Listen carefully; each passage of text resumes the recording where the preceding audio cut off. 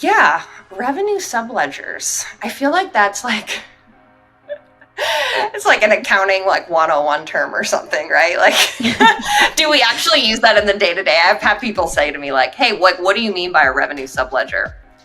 Like, great point. Did you take accounting? Like, what do you mean? Like, it's a subledger for revenue. Oh, well, whatever. I'm already using Excel. I might as well just use a system I already have in Excel, right? And it's like, okay, like, let's just slow our roll here, people. Yeah.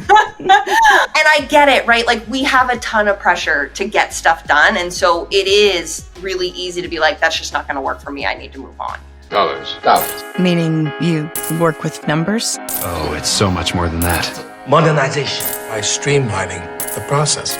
So let's get right down to business. This is The Closers.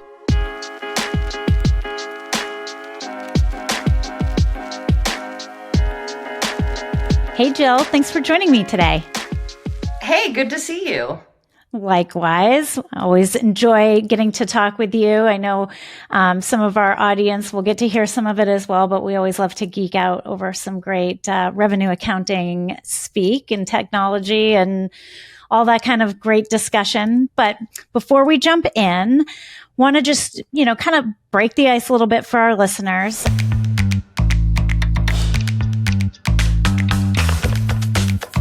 Curious, how do you explain revenue accounting to people? Like, for example, if a family member asks you, what do you do? How do you explain it to them? Oh, that's a good question. I feel like every time I explain this to my family, they like gloss over. They'll probably don't do a great job of it. But I would say that revenue accounting is essentially managing all the money inflowing from customer sales. Ooh, I like that. That's the simplest way and most relatable to people that don't live either in accounting or in technology or any of the things that I live day to day in. I think that's really important. And, it's funny. I always get something about tax or get something about auditing. And I'm like, well, yes, I have to pay taxes. And yes, I work for a company that needs to be audited, but neither one of those are part of my day-to-day job. So it's always an interesting one to try and explain to people outside of finance what it is we actually do. Absolutely. I know. It's like such a wide variety. I feel like there needs to be, I don't know, like a movie about all of the different type of accounting roles that are out there and like what it means. So true. And maybe different from The Accountant, which I believe stars Ben Affleck. It's very different from that. Nobody actually does that. Exactly. Okay, next question. One I ask every one of my guests. How do you refer to the holistic revenue process? Is it order to cash, order to revenue, lead to reporting? I've kind of heard a bunch of different takes on it, but what's yours?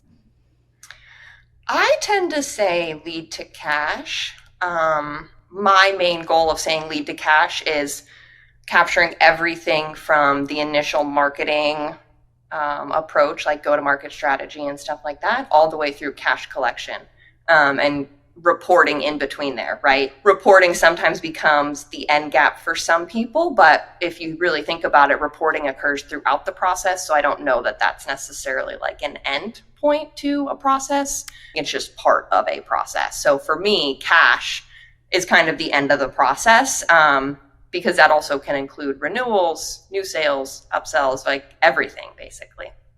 That's a great point. It's not a linear process that has a very clear start and end. It's really much more cyclical. And so I think like if I were to put it onto a slide, for example, at one point in time, it may have gone left to right and been very distinct, but now it's much more circular in nature. I can see I'm like visualizing something from my marketing department, and seeing a circle with some arrows going on and on, depending on what that situation is. Like you said, upsells, renewals, all of the different things that go on. That's a great way to look at it. Yeah, it almost makes me, when you talk about visualization, we have a similar mind. My mind went to gears, right? Where they're actually like multiple gears where it's like this one's turning and then that one's turning after this one turns. And so it's just like everything's, integrated. That's even better. I like yours. All right. So moving into your work. So I know you consult with various companies on revenue recognition, revenue automation. But could you tell us a little bit more maybe around some of the companies that you work with, size, industry, that sort of thing? Sure. So I primarily work with technology companies, either in the SaaS space or healthcare technology. And that's anything on this order to cash process. So my projects include things like Salesforce implementations, customizations. They include things like building out spreadsheets to deal with different revenue streams, optimizing billing processes to integrate different revenue streams or structures into kind of a more streamlined process. So yeah, a lot of different areas I work on, but it's primarily in that smaller technology space. Company sizes vary, but I don't tend to work with anybody greater than 1,000 employees. It's usually a little bit smaller companies that are still trying to scale and optimize things. Which is always a really fun space to be in. And you just from what you just described, you see a little bit of everything, which is why you were so good at that visualization of the gears. I love that. Now, I'm curious, how or why did you get into this consulting business on your own in the first place? Yeah, that's a good question. I've been getting that a lot because I think more people are exploring what can I do outside of pure accounting, pure revenue accounting in my example. I spun off on my own because I found myself doing a lot of the same building again and again, and would get processes to a place where they were very repeatable. And I just felt like I sort of got siloed or kind of got stuck in one place, and I wanted to be more consultative based, right? I wanted to be a business partner. I wanted to work outside of just the pure revenue accounting. And so I felt it was easier to do that by going out and freelancing. Because as a lot of these companies grew, again, people got hired in different positions and took over a lot of those different areas that I had previously been involved in, which is totally fair and reasonable. But my sweet spot kind of is in that earlier stage. And so I just wanted to help companies after doing it over and over again. It's really interesting. And I know you and I have spoken before, but I have a similar past as well, and did my own consulting business for about 8 years in there and focused on the revenue automation piece of it. And I really like the way you just put it about things that people think about how they can approach different parts of their career and different things that they can do with the accounting background. And one of the things I love too was being able to, obviously fix something that is quote unquote broken. But on top of that, and kind of what you're alluding to as well, is being able to do it in different types of businesses, being able to help them grow, being able to help them optimize and be more efficient in what they're doing, but being able to get them to a place where they are in a good spot and then go and do it all over again somewhere else without having to onboard, find a new job, or do all of those things. Instead, it was just an ongoing feed of different companies being able to help them do those different things at different scale, which is really, really interesting, and then gives you sort of an expanded viewpoint when you move into the next client that you have, because now you're getting this wide range of experience working within different companies, different size companies, and different industries, which is really interesting.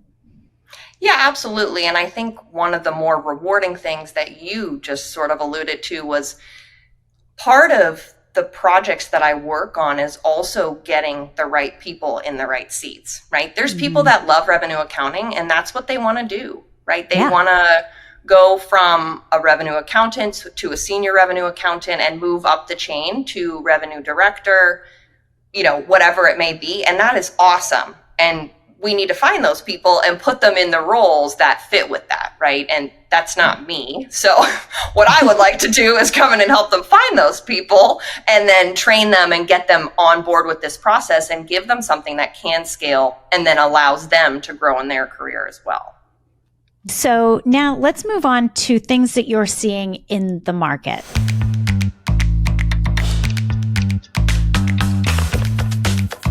So what is top of mind for your clients right now? Like, what are some of the things that they're struggling with and that they're looking to you to help them consult with?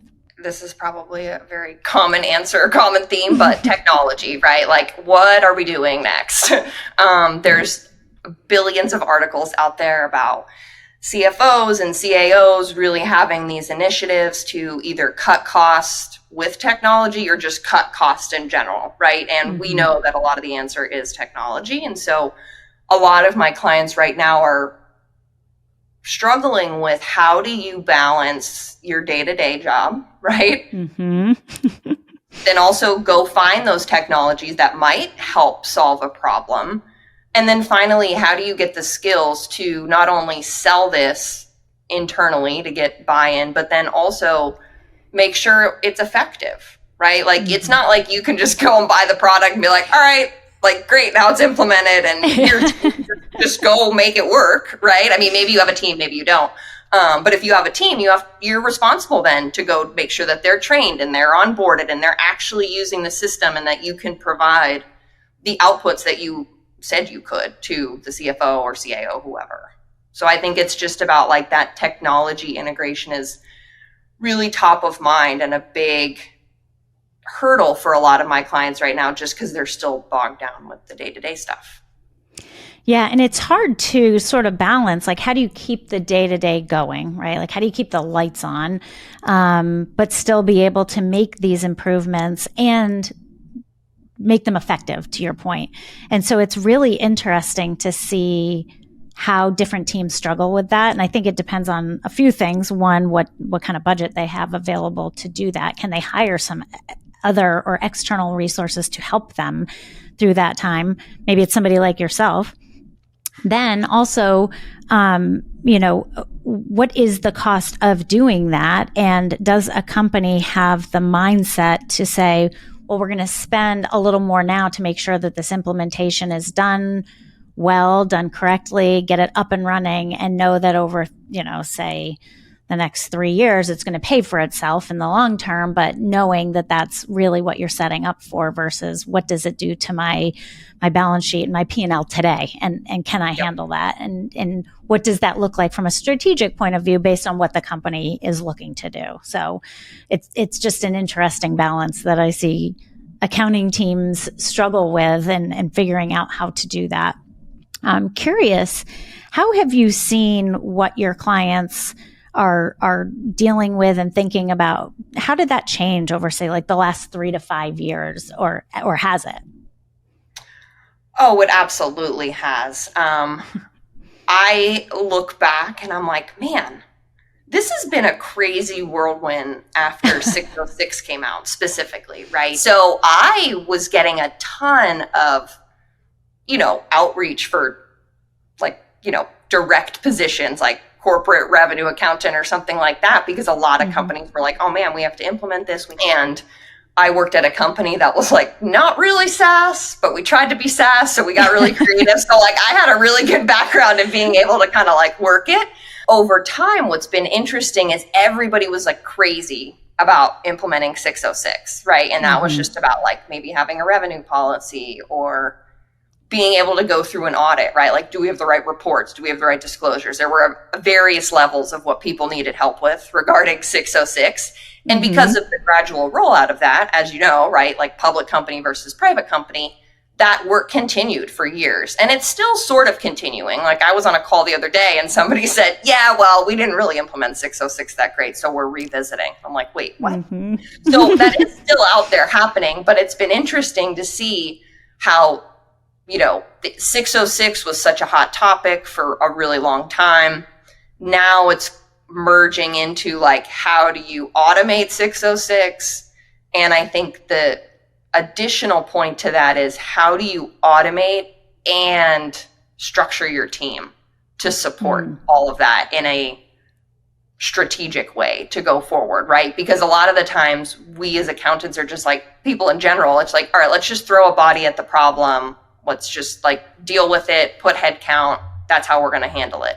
But now, as we're challenging people to actually use technology, I think the projects are more becoming like personnel based as well as technology based. So I'm not getting projects that are strictly like, just come implement this. It's come implement this and help me understand how my team's going to be structured as we move forward. I love that that has sort of made its way in. I feel like it's something that has inherently been a challenge, like you said, ever since 606. So I actually deal with a number of clients who did like sort of the adoption of 606 with like brute force remorse. And I kind of laughed at it the first time I heard that. Now it's been years, but it's so true. I think it's a natural tendency to just throw bodies at a problem, not because it's the wrong thing to do, but it feels easiest at the time because it requires the least amount of change. But what it also does is oftentimes means that there is a lot more associated cost and risk that goes along with it, as you know. So I think there's something to figuring out, ERPs and maybe how did those companies that maybe had been relying on their ERPs previously, how are they kind of thinking about it now? And, you kind of joke that the trying to be a SaaS company, I don't think that is anything that is out of the ordinary for that time period. I think there were a lot of tech companies that were going through it. I know I was at one trying to still fight their way through that 605 versus 606 world. And what does that mean? And how long, like how far can I push those boundaries? And what does that mean for my overall business? But now, since then, we've gotten into such complex go-to-market strategies, and that's even evolving. Even recently, consumption always keeps coming up.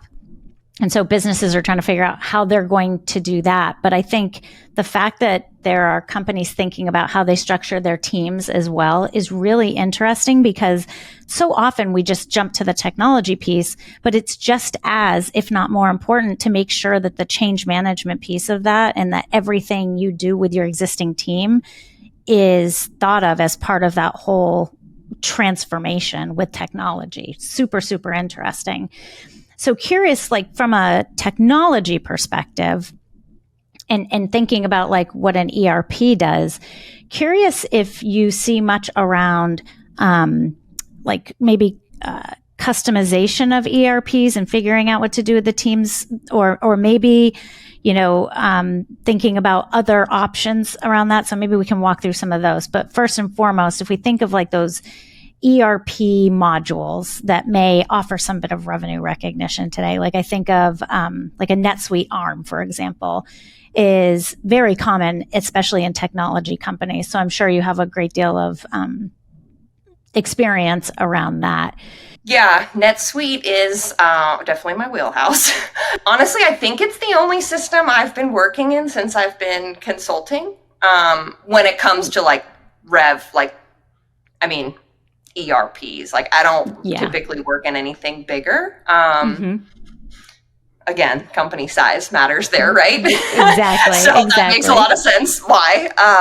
But yeah, the ERP conversation is super interesting because what I've seen with NetSuite, like I used NetSuite ARM when it first came out, and I helped implement it at a few different places. It's not a bad tool by any means. And what I don't know their pricing structure or anything, so don't hold me to this, but I feel like it seemed like, at least with some of the implementations I did or helped with, that it was sort of thrown in. So like their ARM advanced revenue module, it was almost like it was thrown in as part of like their overall ERP purchase. So again, remember, these are small companies I'm talking about that are going from like, let's say a QuickBooks to a bigger ERP, which is NetSuite. And NetSuite does amazing things on the revenue side too, but more so on the GL side. And so, clients going to that, a lot of times it's like, okay, do I need this revenue module? And my perspective is,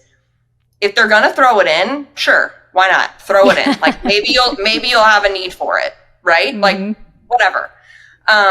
But then it becomes a conversation of, do you want to use it and is it worthwhile? And I think what becomes very evident during those conversations is the comfort level of the person being the champion of the implementation. Because I've had two different implementations. One that's person's very tech savvy, really into like learning systems and doing different things and ways that it can work, right? And so they've easily found ways for NetSuite to work for their situation, right? Yes, there's probably some customization that they've done, but nothing too crazy, again, because it's more of an accountant that has some technical expertise or passions that they actually can do some of those things that aren't crazy out of the box. On the other hand, I have, done an implementation where the person was not technical on the like system side, very accounting technical, but didn't find an interest in understanding all the ins and outs of the system and how it worked. And so it's not necessarily being utilized the way it could be, and they didn't do any customizations, and it's just there. So, and they do their revenue in other ways, right? So I think it's just like a really, it depends answer on the ERP system when it comes to customizations. Like you can get really complex. I know that some bigger, like as you get bigger and companies that are outside of SaaS that try to use NetSuite ARM, you do have to get pretty customized. And I will say that in my experience, there's not a ton of NetSuite ARM revenue implementation people. So when I say that, I mean people that have the knowledge of how the system works and how revenue policies and best practices should be implemented. There's not a big market out there. And so I feel like it becomes super challenging to implement NetSuite ARM successfully. Whereas like, even if you take, like, obviously Salesforce doesn't do revenue, but Salesforce became very adoptable because it was so easy for somebody to pick up and implement, where NetSuite, I feel like that's not the case. It's really interesting. And I think there's something to be said for having that revenue expertise involved in your implementation. Certainly something that I know had helped me in the past when I went through revenue automation projects, was having somebody that had the knowledge both of the system I was implementing, but also of revenue recognition, because they could take a step back, ask the right questions around why we were doing something, challenge us on whether that was the right thing to do. Or could it be done, or did it need to be that way? Could it be done differently?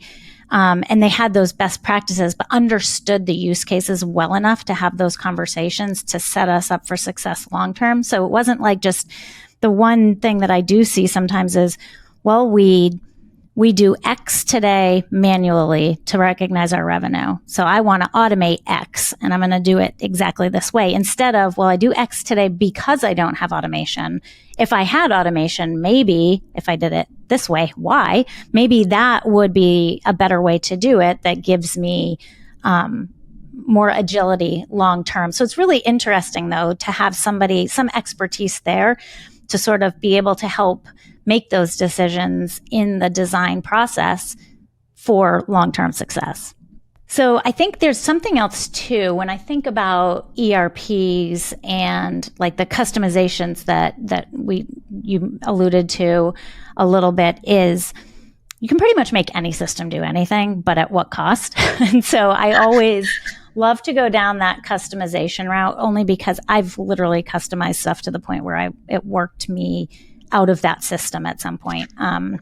Just a personal anecdote, and don't want to name names or companies where I was, but it definitely, it solves for your immediate use case. It definitely gives you a point to continue on, keep those lights on, keep the day-to-day going.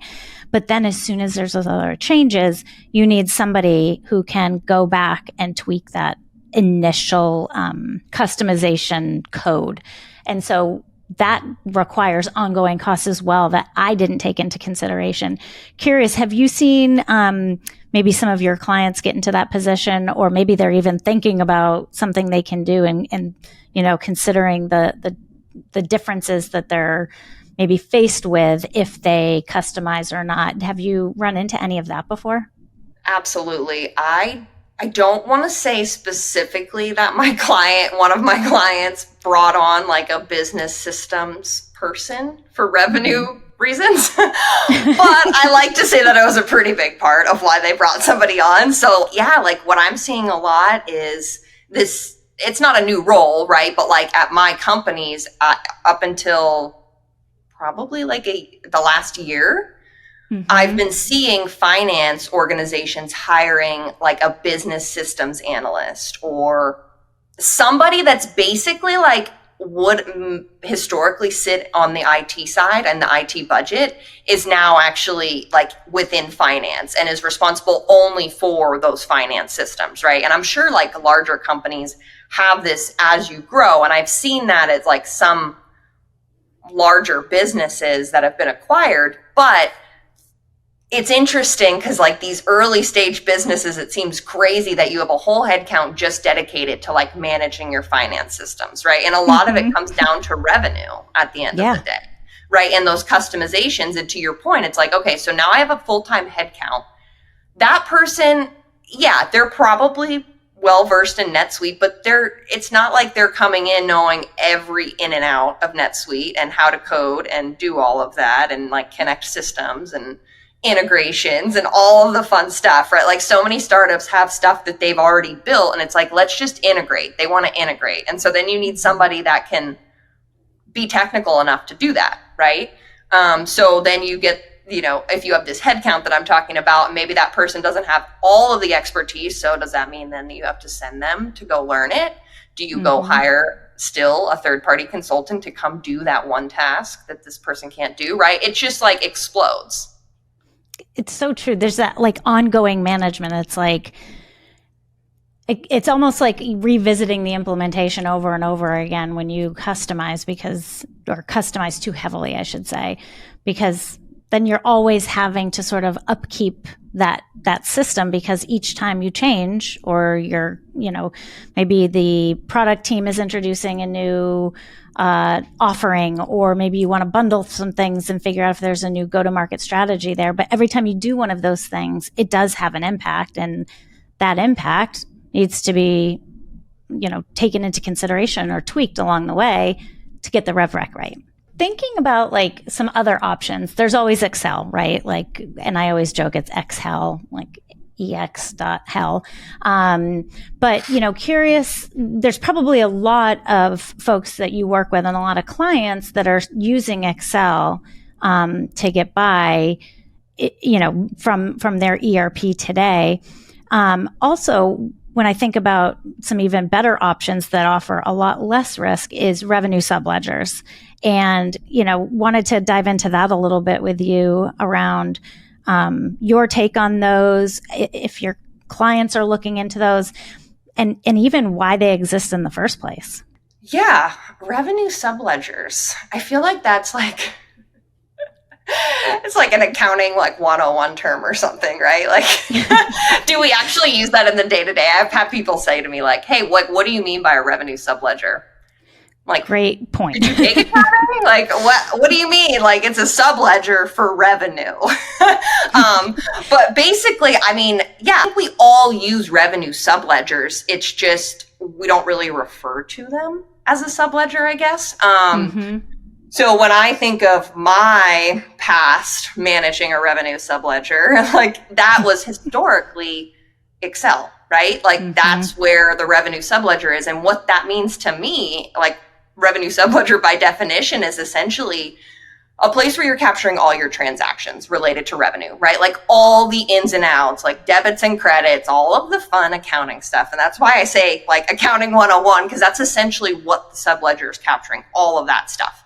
The only way to do that I found successfully to do that was through Excel, because it's a way that you can, I guess, manipulate data, right? Like we hate that word in accounting, but that's the matter of fact. Like it's a manipulation of the data so that I can get the debits and credits and everything that I need to flow through to a journal entry that I then put into my ERP or whatever. That's also evolved now. There are a lot of different things out there that can help you automate that, right? Like we were talking about NetSuite ARM. NetSuite ARM can be like sort of a revenue subledger. I haven't seen anybody in my experience use it successfully as a revenue subledger totally because of some of the limitations, customizations, all of that stuff. But in my past, one good process, I think, I mean, that's me saying it, so I'm biased, but I think I set up something where we went from a revenue workbook that was Excel, and then we purchased RevPro, which obviously is now Zora Revenue, but we purchased RevPro back in the day and implemented that to basically take over the workbook. And so that workbook went away and we were operating in RevPro, which I think they're probably still operating in today. Not really sure.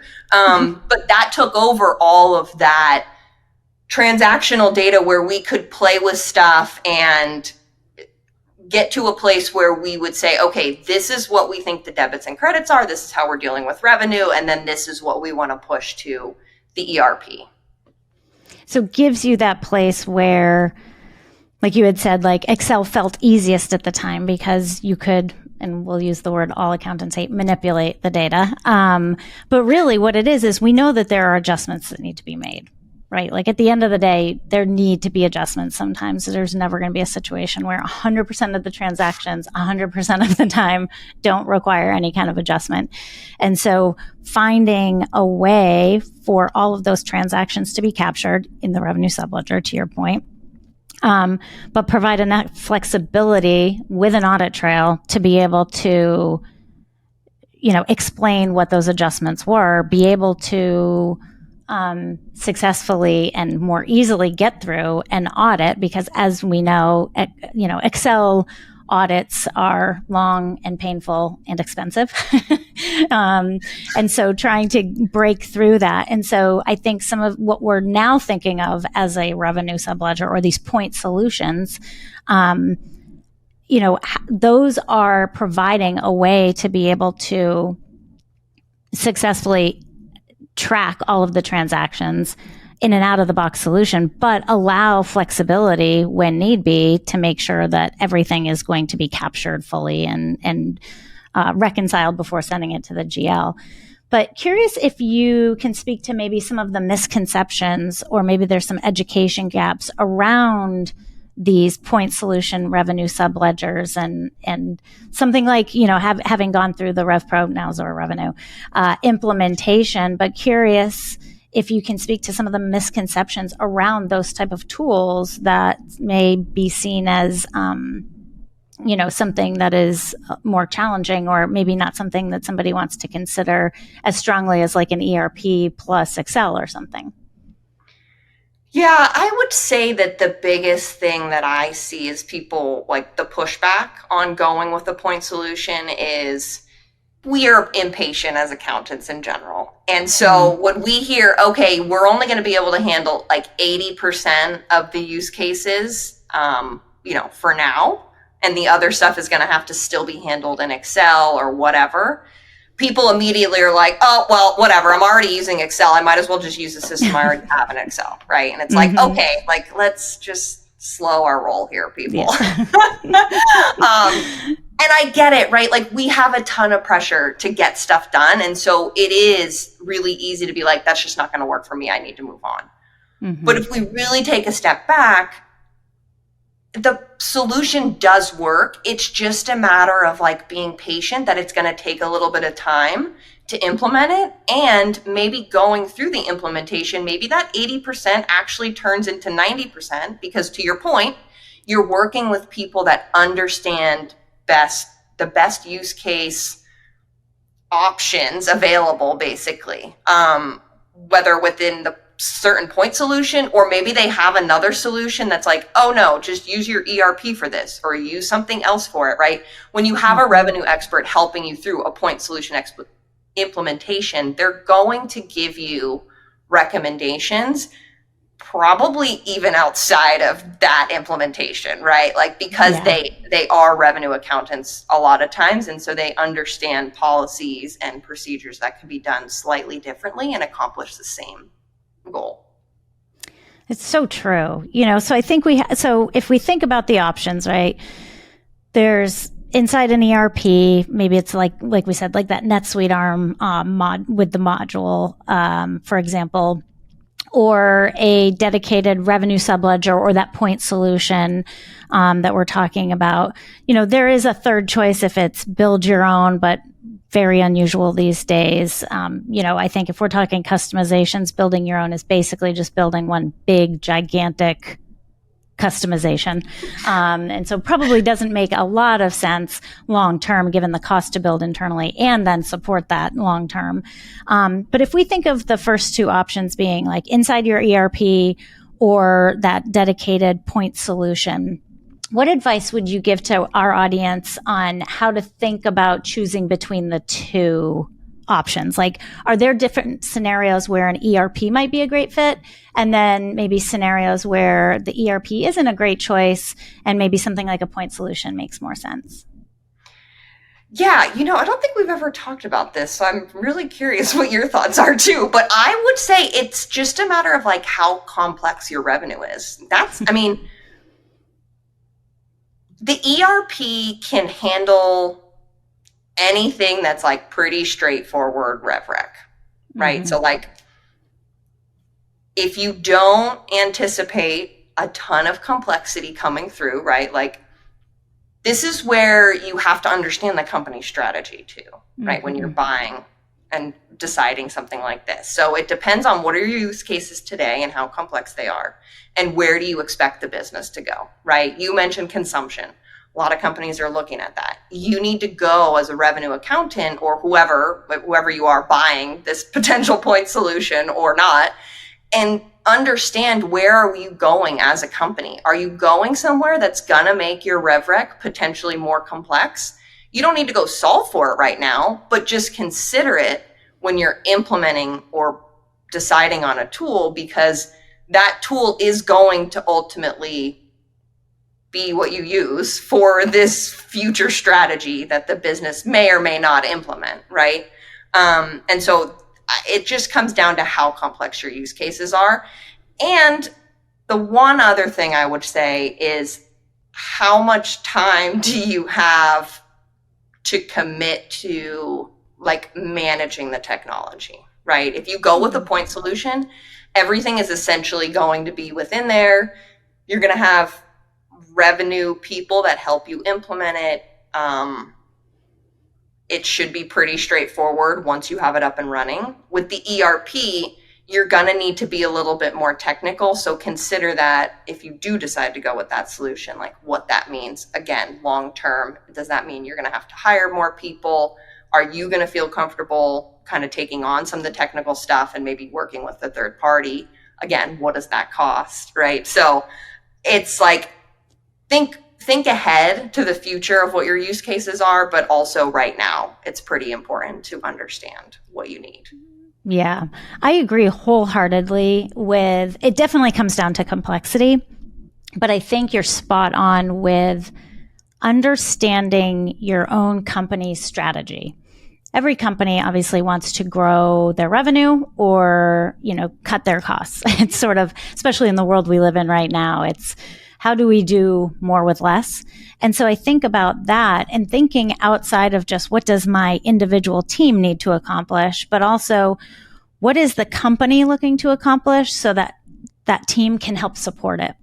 So if there are things like different go-to-market strategies that are being considered, again, you don't have to be in that, like actually executing that strategy, but even thinking about it and being able to iterate on something like that. A lot of times go-to-market strategies aren't necessarily all that successful right out of the gate, but then you want to iterate on that and maybe tweak a couple of things. And so thinking about having a system that ultimately allows the business more agility to figure those things out, like be able to pull some of those levers and make sure that whatever that new offering is or how they're going to grow is actually successful. So just trying to figure out how it fits in there. So I think I completely agree from that standpoint.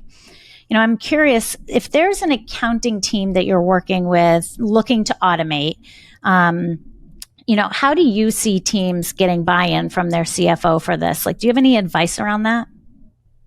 I think a lot of times what I'm seeing is it's almost a negotiation. So you have to sort of learn to be a salesperson, I guess.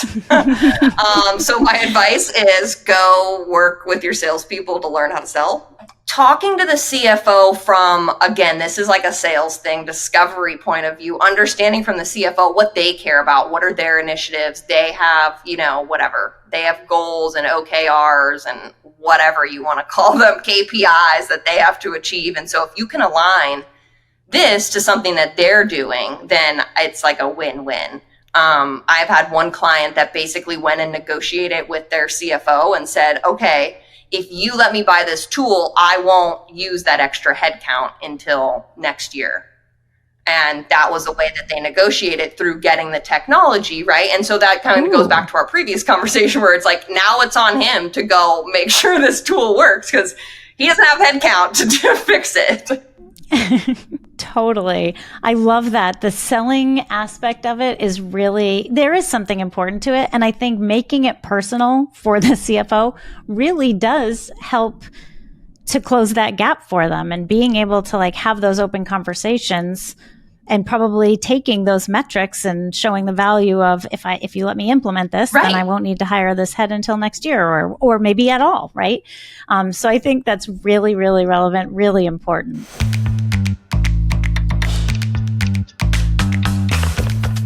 Last question for you.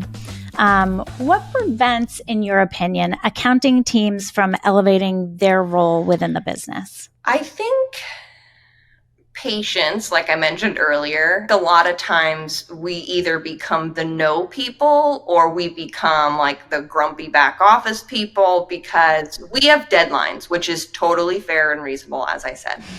However, we also need to understand that the business is the business and it's going to keep operating that way. So whatever we learned in Accounting 101, great, yes, let's try to think about that when we're doing our day-to-day job. But this is a business and we have to be flexible and we have to be patient. And just because somebody put something in front of you that might delay something you had going on or create a barrier for you, the goal is to work with them to solve it for the business, not to get defensive and say, oh, I can't work with you, or oh, I'm going to just go back and do things the way I was doing it. There's a little bit of courage and bravery that we need to start embracing in accounting that we do know a lot. I read something the other day on LinkedIn that said the accountants are the storytellers of the business. And that is absolutely true. We have a lot of knowledge and we just need to be confident that we can go and tell a story, but we have to take our emotions out of it. And the emotions come from the stress of our day to day, right? So it's all it's again, cyclical, where it's we need to work on being patient with the business so that the business can give us what we need. Love it. So insightful, and really appreciate you joining me today, Jill. It's been a true pleasure chatting with you, and I really look forward to having you back again. And listeners, my DMs are always open to you. Feel free to reach out to me on LinkedIn at mdaigle. Links are in the show notes, and please stay in touch for more episodes and insights from other revenue and accounting leaders. Thanks for tuning in, and we'll see you next time. This podcast is brought to you by Zuora Revenue. Automate revenue recognition for any business model, enabling your teams to reconcile and report on revenue in real time.